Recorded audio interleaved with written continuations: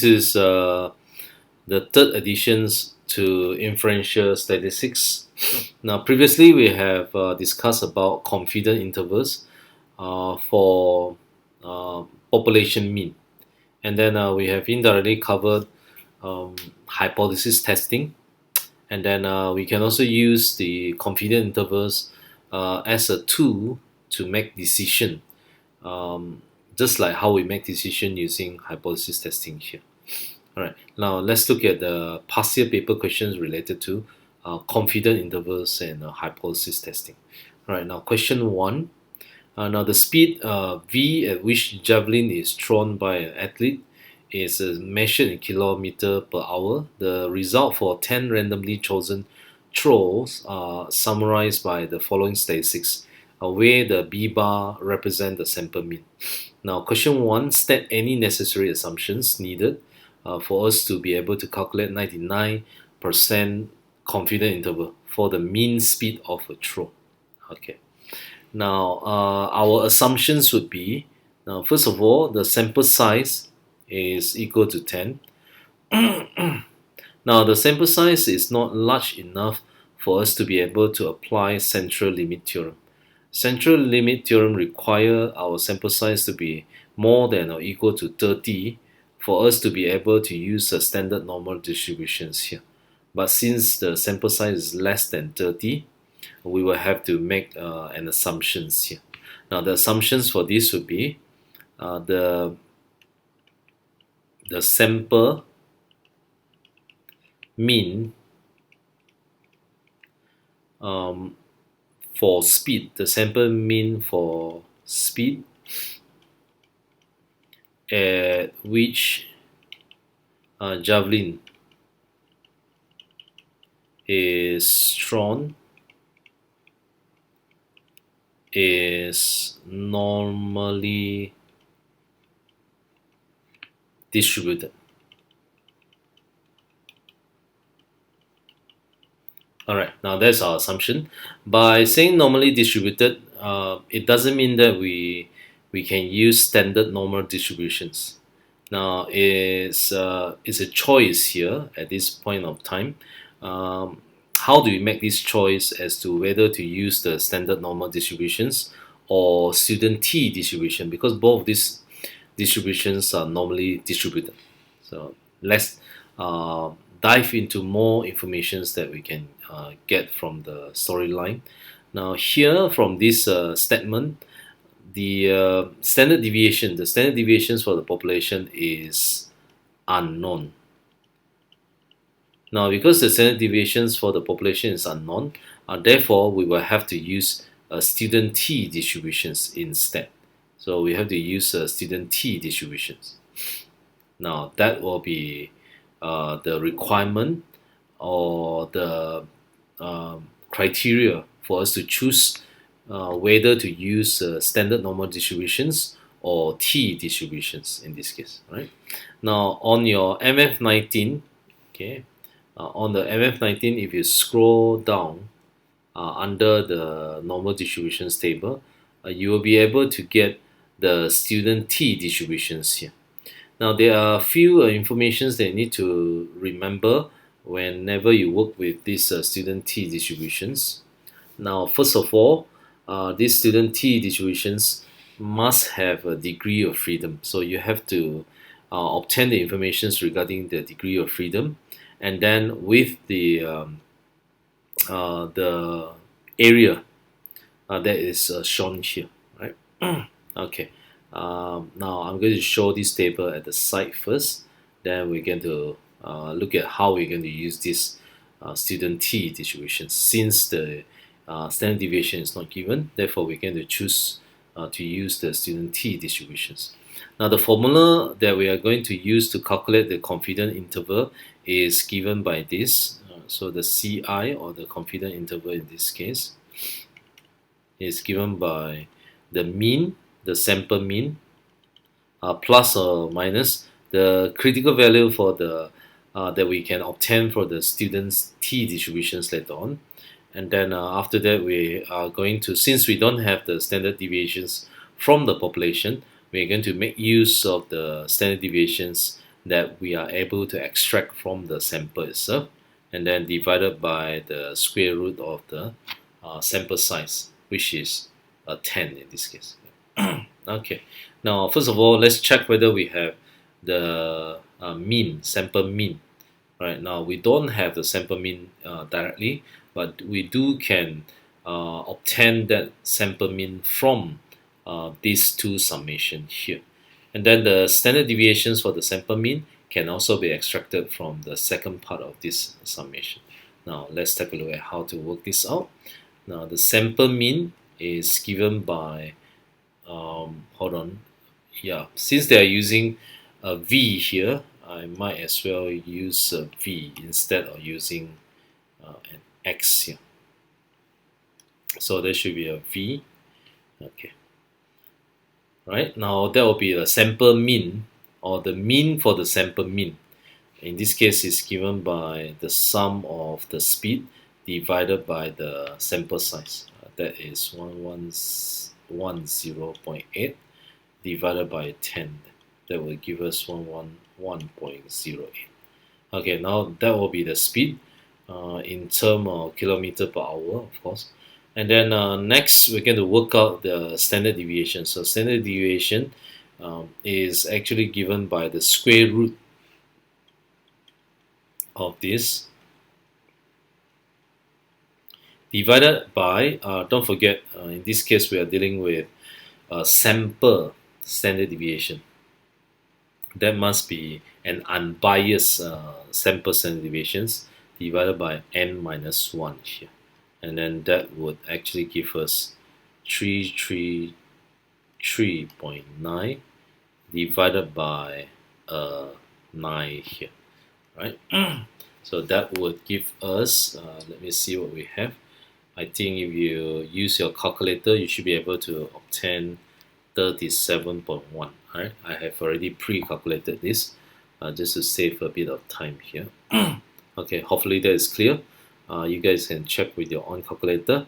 That is the standard deviations for the sample mean here. Now, once we have obtained this, the last thing that we need to get will be to extract the information from the student's t distributions table. Now, from the table, we need the degree of freedom. Now, don't forget, degree of freedom is given by V. Okay, it's also given by B in this case. But I like to clarify this. Okay, maybe I just erase this V here. It looks very confusing. So degree of freedom for student T distribution is given by n minus 1. In this case, the n is 10. So my degree of freedom must be a 9 there. And then we are dealing with 99% confidence intervals. Now I like to draw the normal distributions. Is also normally distributed, but this is a student T model that we're using, right? Now 99% intervals, meaning that the total area at this 2n here must be total up to 1%. So each one of these is actually 0.5%. This one must be 0.5%. Right now, if our table able to give us these two answer directly, then it'll be great, right? But according to the table that we are given, we are only able to obtain this region here. This region is the one that is calculated within here, within the table given. And then what we have at this very end here, this part, represent that 0.5%. So how are we going to make use of this table to obtain what we intend to get here, 0.5%, 0.5%? All we need to do is just read up to 99.5% here, right?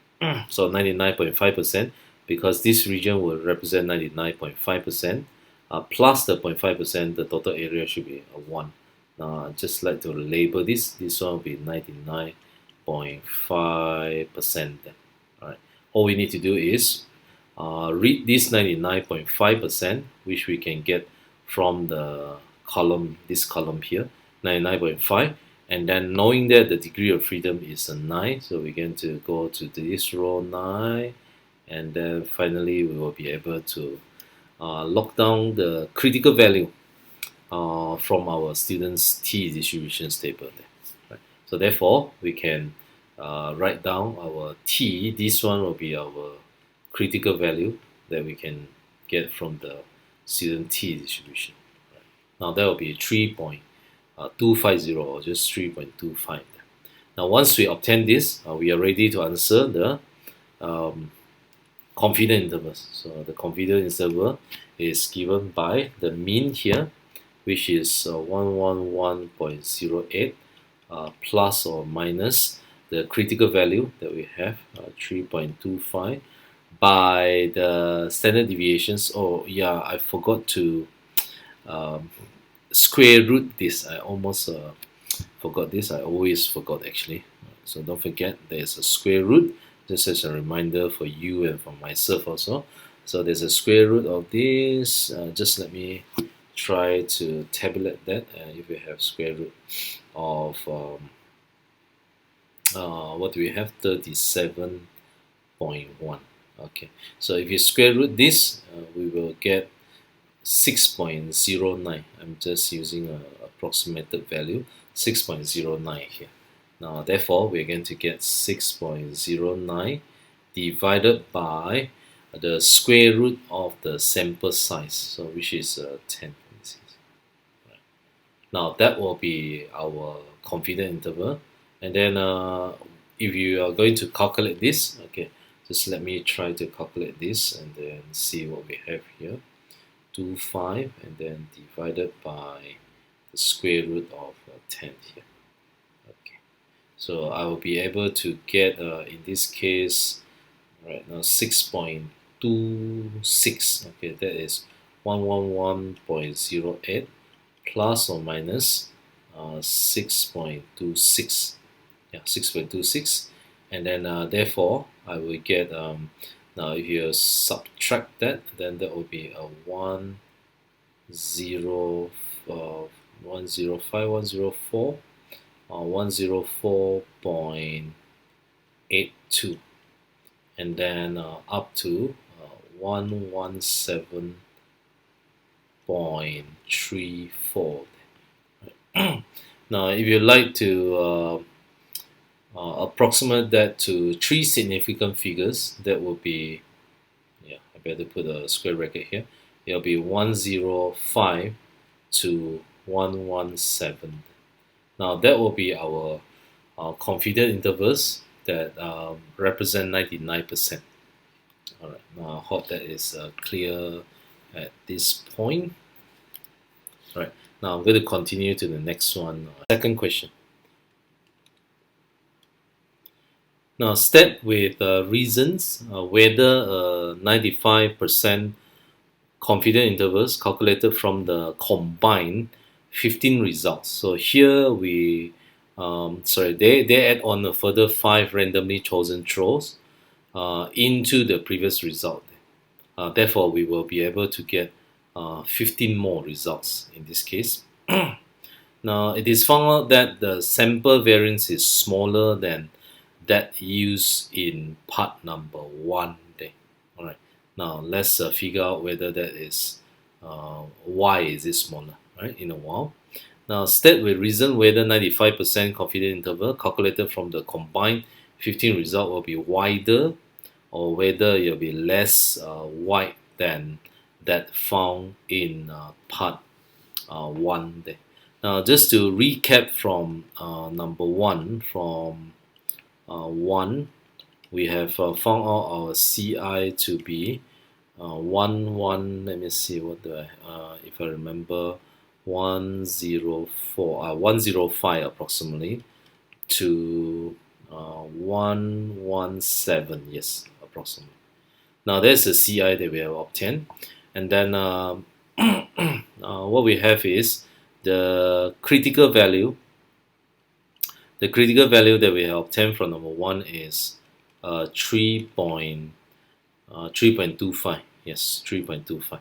That's what we have obtained there for 99% confidence interval. That is our critical value there, right? And then just to be clear, the sample size is 10, previously from number 1 also. All right. Now, for the new case, this is from the previous case. For the new case, this is a new addition. So for the new additions, we have the size increased to 15. So the size has increased to 15, and then we are interested to work with 95% interval now instead of 99%. Now, based on this table here, 99%, we are supposed to, just to recap, I'm going to redraw that again. Okay, so 95%, meaning that both of these end of the tail would comprise of 5% here. So this one must be 5%. Sorry, total 2.5%. This one must also be 2.5%. So that we have a total of 100%. Therefore, from the table itself, we are supposed to read 97.5% with a degree of freedom. All right, now the degree of freedom in this case will be degree of freedom will be 15 minus 1, which will give us a 14. So I need to scroll down further here. Okay, now there you have it. That is 14. We are looking at 14 here, this row, and then looking at 90. So the whole area here that we are interested to read from the MF19 here, which is 97.5%. Just as a reminder, so 97.5%, which lead to this value here. Therefore, our new critical value, I just put a star here, new critical value is 2.145 now. You notice that this critical value, this new critical value, is much more smaller than the previous critical value. All right, now just to recap there, sample size is larger than before. This sample size is larger than before. There, right? Now, the standard deviations. Right now, it is found that the sample variance is smaller. So the sample variance in this case, which is the S1, is much more smaller than the sample variance that we have obtained previously. Right? I think the sample variance previously obtained was 37.1 square root. I think it's 6.09, if I recall correctly. Right? 6.09. And then now it is stated that the variance for these new additions is much more smaller than this. Therefore, what will happen to the confidence interval? Now let's try to calculate this confidence interval for the new addition here. All right. Now we can make assumption in this case. Okay, we can make assumptions that the mean would be more or less the same. In this case, state with any reason whether the confidence interval calculated from the combined 15 result will be wider or less wide than that found in number 1 there. Okay, so we can make assumption that if the mean, if the sample mean is does not change much, okay, that's the assumptions that we make. If this sample mean does not change much, the formula still stand plus or minus the new critical value that we read from the t distributions, multiply with the new sample here, new standard deviations for the sample mean in this case, divided by the new sample size, which is in this case would be n1 instead. Now we notice that this value here, s1 over n1, is much more smaller than the previous calculations here, which is the standards of error. So the standard of error for this new addition is much more smaller than the standard of error from the previous sample that we have. Since this is much more smaller, and then the critical value is also much more smaller, therefore we can say that the confidence interval for 95% it will be less wide than the one found in number one. So this the width of 95% confidence interval is less wide than one found in questions 1. Right now, that will be our conclusion. I hope that will be clear from these demonstrations here. Right. So thank you very much for checking out this question here. We're going to move on to the second question shortly.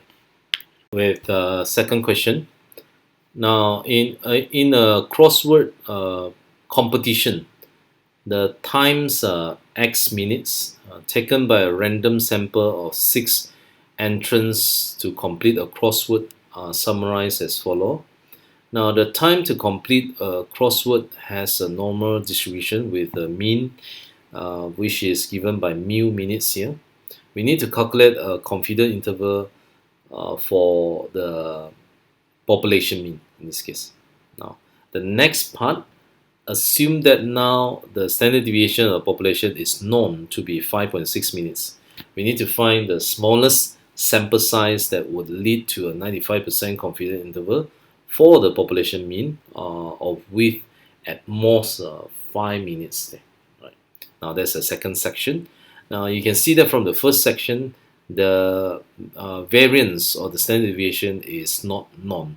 So again, I'm going to write down the sample size first, which is a 6.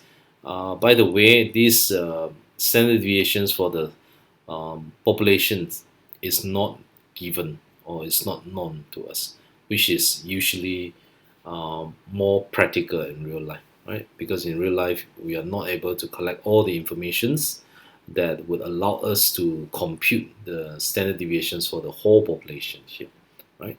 Now for that, and then the size is also less than 30, we will have to make an assumption. Now the assumption has been made for us.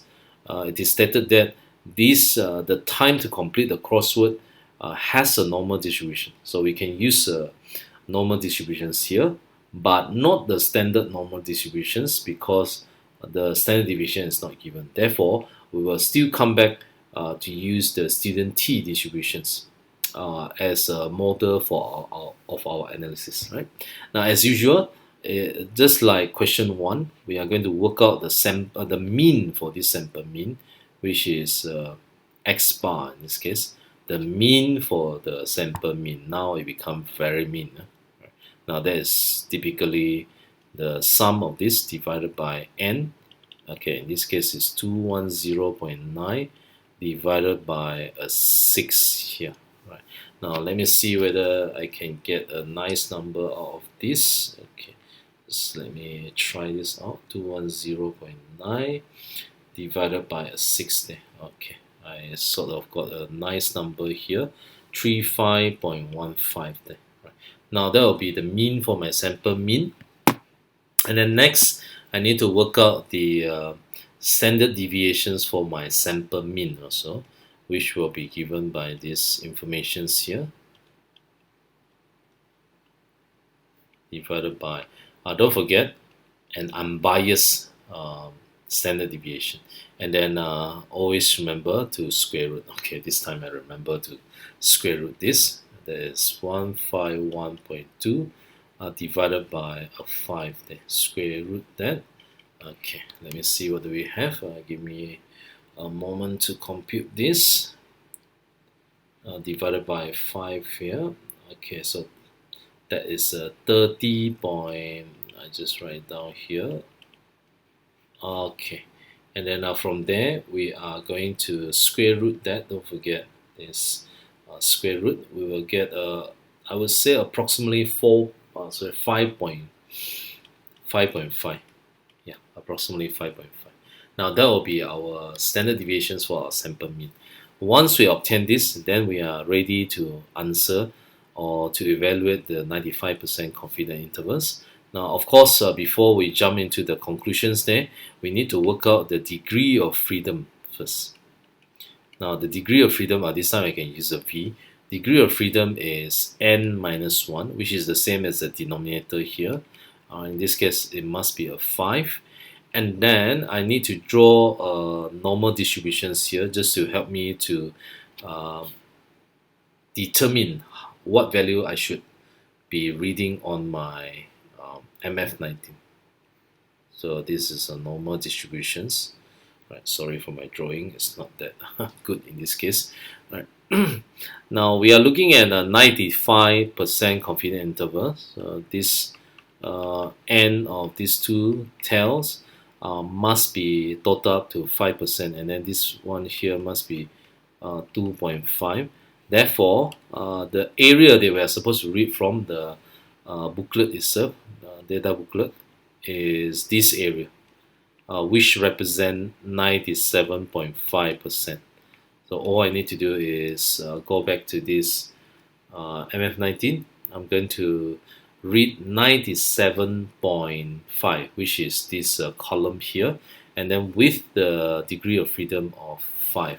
So you can see from here, we need to read a 5 and then all the way until here. Now this value will be my critical value. So that will be my TC, which is 2.571. Now once I have obtained this and the critical value, then I'm ready to calculate the confidence intervals for 95%, which will be given by x bar. I'll try to rewrite the formula one more time. Okay, now x bar, I have obtained 35.15 here, and then critical value, then my standard deviations 5.5 approximately, and then my sample size, which is this. Right, now let me see what I have here.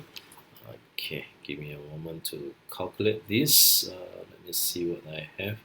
I will have 2.571 by 5.5 in this case, divided by the square root of 6. Okay, now that will give me 35.15 plus or minus 5.77. Bear in mind, most of my numbers are rounded up. So if you want to have a much more accurate answer, do leave it as many decimal places or significant figures as possible before you finalize the answer itself. Right? So from here, we will get the intervals to be, let me try to check this properly. Okay, 5.77. That will give me 29, in this case 29.38 up to, let me see, 40.92. Alright, now that will be my confidence intervals that represent 95%. Alright, now I hope that is clear at this point. Alright, now I'm going to move on to the last section for this question shortly. Second sections here, we are again these sections now. Right. Now assume that now the standard deviations of the population is known, meaning that we still have the n equal to 6, but this time the standard deviations is being given to us, which is 5.6 minutes here. Right. Now since the standard deviation is given to us, and then this can be assumed to be normally distributed, then therefore we can use the standardized normal distribution in this case. Right? We don't have to depend on the student t distributions anymore, but the question here is not about confidence intervals. It's more like find the smallest sample size that will lead to a 95% confidence interval for the population mean with a width of at most 5 minutes here. So we are not working out the confidence intervals, but given the width for the confidence intervals, we are going to find out the smallest sample size that will fit in this criteria here. Okay, let's look at what we have here. Now the width itself is 5 minutes. So now if I write down the confidence intervals formula one more time, that will be plus or minus. Now since we are given the standard deviations, and then even though the sample size is small, it has been assumed to be normally distributed. Therefore, we can use the standardized normal distributions. Now in this case, we're going to use z, critical value that we are going to obtain from the standard normal distributions. Later on, we're going to refer to the table shortly. Now that is given by, we have the standard deviations now, divided by the sample size that we are getting. And then it is stated that the width is at most 5 minutes. Okay, so the width is at most 5 minutes. What do they mean by the width in this case? Now I'm going to sketch out the diagram to show what we are looking at here. Okay, now I'm going to make it smaller a bit here. Now you can see that the confidence interval is lying between here and somewhere here. This value will be x minus z sigma over n, whereby this one here will be x plus z score sigma over n. Now the width is given by the distance between these 2 points. Point estimate, I would say. Right? So the width in this case is actually given by the width of this, or the width of CI W is given by this plus Z in this case. Subtract off with this.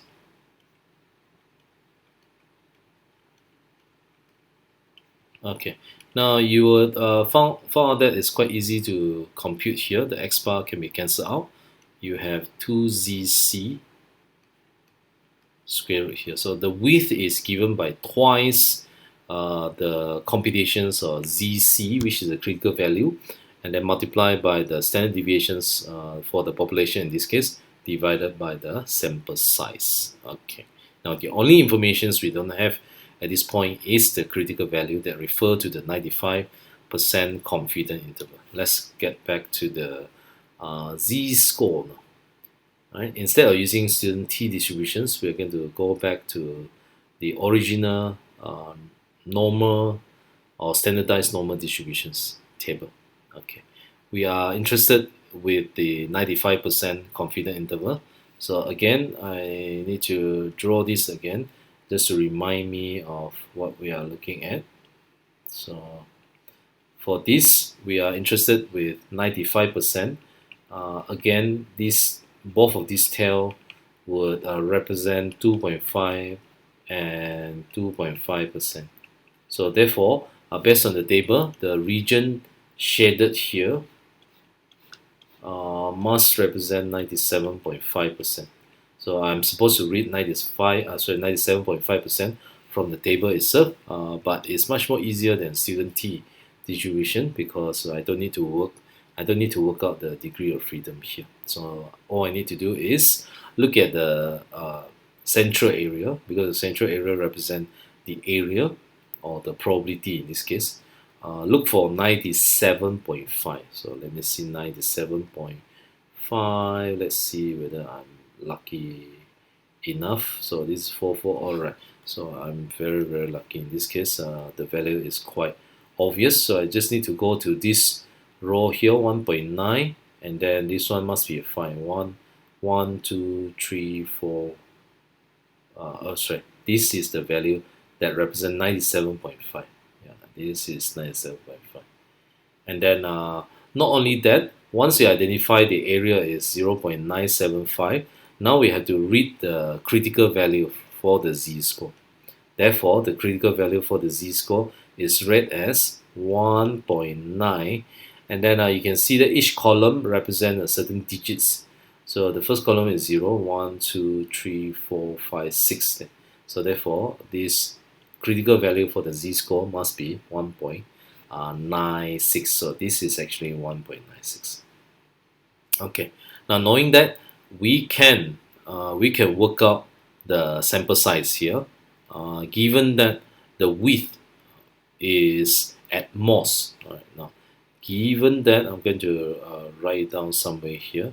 So given that the width is at most means less than equal to 5 minutes there, which means this 2z is 1.96 time multiplied by the standard deviations, which is 5.6 here, and then divided by the sample size, which we don't really know in this case. Okay, now that will be less than a 5. All we need to do is work this out. Okay, so the n must be greater than, let me see, what do I have here? Okay, let me try it out. Okay, by 5.6 there, all right, and then divided by 5. So that is actually more than 4.39 square. Yeah, don't forget there's a square there. Right, so just let me try this out. So it's a square, let me see. Right, now that would actually give me approximately 19.27, approximately. Now, because this is more than or equal to, therefore the smallest value for the sample size, the smallest sample size must be 20 here, because it's greater than or equal to, must be equal to 20 here. So I hope that will be helpful to your learning. All right, now I'm going to finish off the last questions shortly. Question 3. The last questions for today. Right, now we have a random sample of 8 sunflower plants is taken from a large number grown by a gardener, and the heights of the plants are measured. Yeah, and then a 95% confidence interval for the population mean mu meters is calculated from the sample data as such. The population mean lying between 1.17 to 2.03 meters. Given that the height of the sunflower is denoted by x meter, find the values of the sum of x and the sum of the square x for this sample of 8 plants here. Now again, we will need to make an assumption because the sample size is just too small in this case. I'll write down all the information that we can get from the question itself. Sample size n is equal to 8 in this case.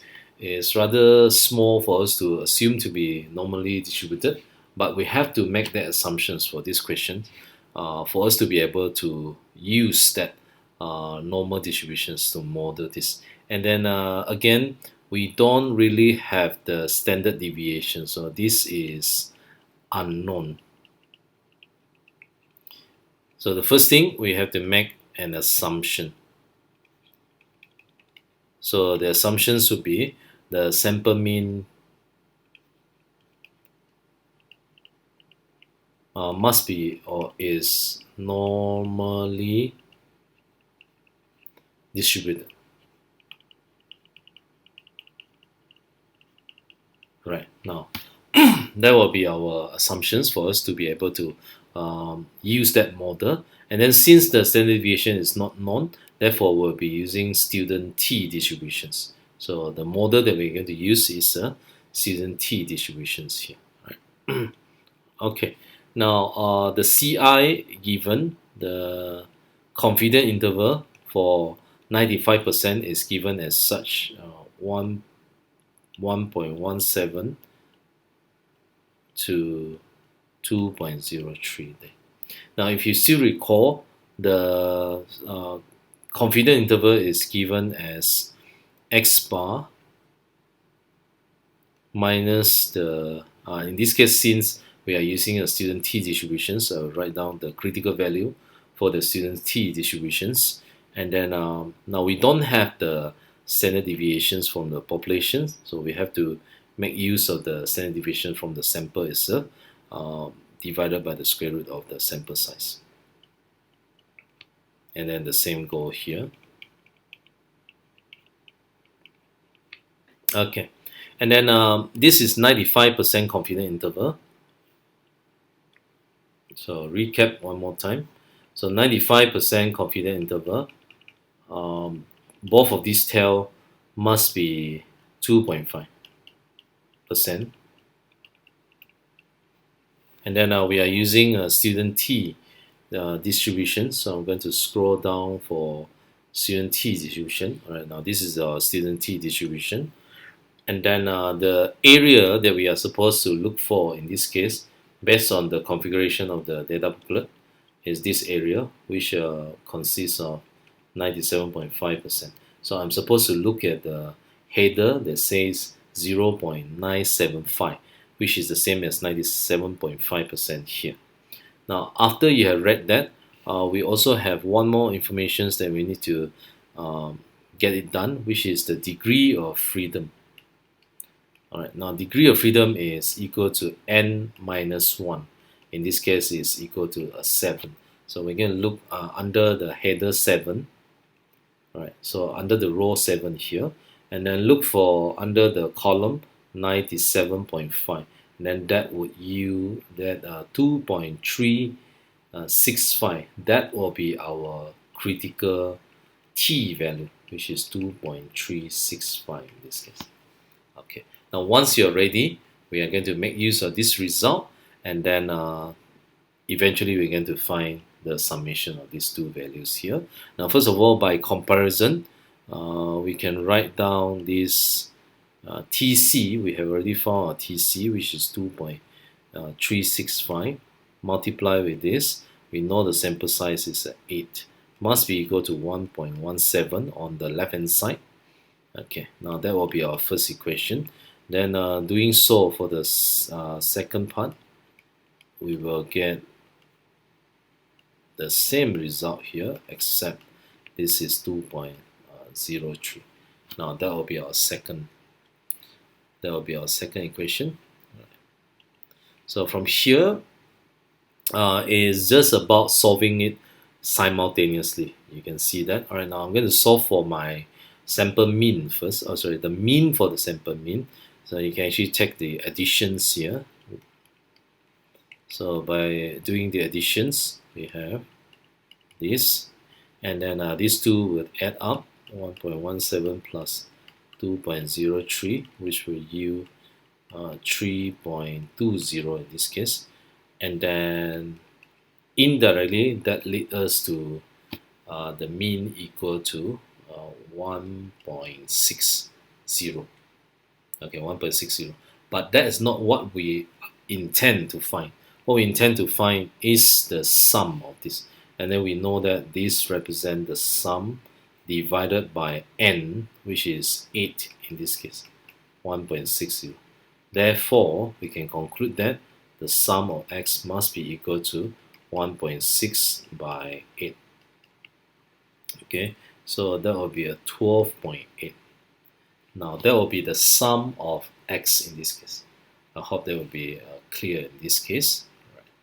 Now next, I'm going to solve the simultaneous equation one more time. This time I'm going to obtain the standard deviations for the sample mean. Right?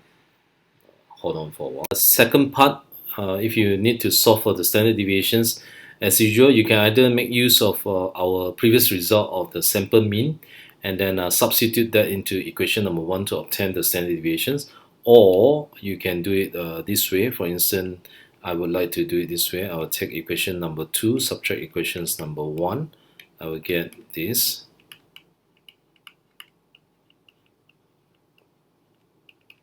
that will be 2.03 minus 1.17. That will use 0.86 there. And then from here, you should be able to get your standard deviations for your sample mean. Now, after calculations here, just let me check. I think you should get 0.514 approximately. Yes, correct. And then the formula for these standard deviations, just going to write down at the side here. So the formula for standard deviation is given by this. There are many versions of this formula, but I'm going to make use of this one here, n minus 1, which is the same as, in this case, which is the same as, now don't forget, this is actually square root. I always forgot my square root, equal to 0.514 here. Right. Now from there, we can write down that as sum of this. The sample size is 8. The mean I have already worked out previously. Just for your reference, the mean is actually 1.6.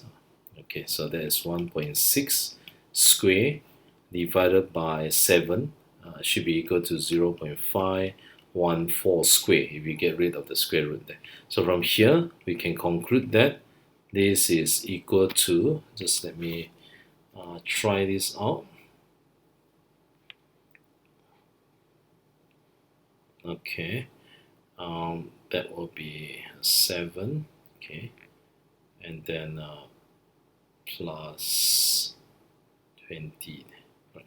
So that is approximately, let me see whether I got it right or not. Hold on, just let me check one more time.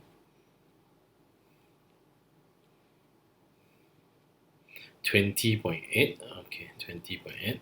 So that is actually 20.8 plus, okay, just let me check the other one, 514.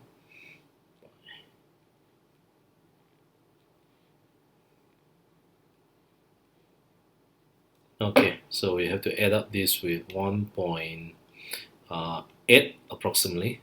So therefore, we have 20.8 here. So we get approximately 22.6, right? So most of this number has been rounded up. So please check. I did not use the best accuracy here. So if you like, you can give your answer to more significant figures so that the answer is more accurate, right? Now I hope that has been helpful. Lastly, just remember, check on the availability of the standard deviations for your population. If the standard deviation of the population is given, then if the sample size is large enough, for instance more than 30, then we can use the standardized normal distributions. But if the standard deviation is not given, preferable, even though the sample size is large enough, preferable we use the student T distributions. Of course, there's no harm using standardized normal distributions if the sample size is greater than 30, where the standard deviation is unknown, right? The fitting is approximately a good to be used for this analysis, right? I hope that has been useful to your learning. Now, do leave a comment if there's any correction needed. If you like what you are looking at, do click on the subscriptions button, and then don't forget to press on the notification bell to receive more updates. Right? Thank you very much. I'll see you guys again.